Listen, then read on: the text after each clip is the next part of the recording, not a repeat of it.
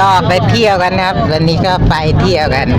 ไปกับสมบัติวตาครับ สมบัติวตาจัดไปนู่นแล้วครับนู่นครับสมบัติวตา ก็แล้วก็มากับออสซี่ด้วย คือดูได้แต่ก็ตัวเองก็ได้กันนะ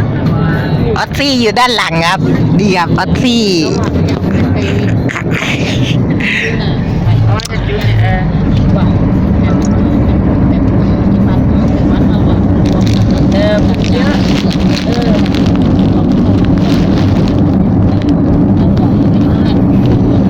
่อยมีใครอ่ะเรายังไม่ได้ใส่ไก่ไม่ถนัด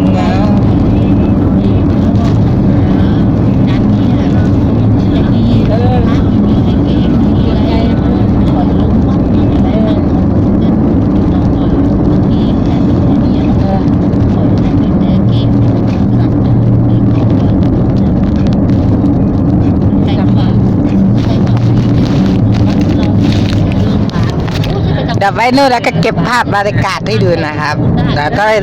ดูคลิปจักตีได้เลยครับจักตีหลักกลุ่มแล้วก็ลงคลิปนี้ให้ก่อนเป็นตอนมีเน็ตนะครับ ตอนนี้มันลงไปน่ากับเพลงน่าติดลิขสิทธิ์อ่ะนู่นครับสมบัติตา นี้วัดพวก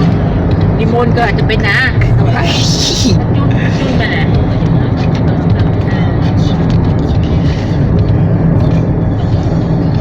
ดีออสซี่ก็อยู่ด้านหลังคือเมาส์มอยสนุกเลย ใช้อยู่วัดกินอะไรต่างๆต้องไปที่ไหน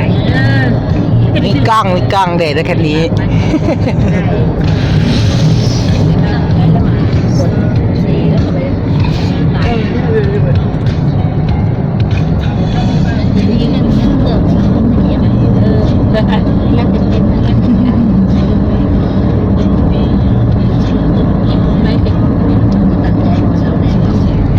นี่มอเตอร์ไซค์เท่ดีนะเนี่ย ผ่านมาปีนั่นเลยเรากลัวที่จะไปบวชจากว่านกับคุณวิ่งมานั่นเนี่ยยักษ์ตกบางเงี้ยเราออกลูกแค่เขากัดตาย อันนี้บ๊ายบายเอฟซีหน่อย เพราะแล้วทางนู้นไปนานแล้วก็ลุกเราไปถึงสามแยกยกขวาไปก็ไปโอเค นี่แหละเรากำลังทำท่าอย่างนี้ดูสิมันเท่มากเลยครับอันลงยูทูบมันเป็นเท่อะไรที่เท่มากเลยครับ ก็ยังไงก็ติดตามคลิปช่างตีนะครับเดี๋ยวถึงนู่นแล้วถ่ายให้นะครับสำหรับคลิปนี้มีเพียงแค่นี้ครับ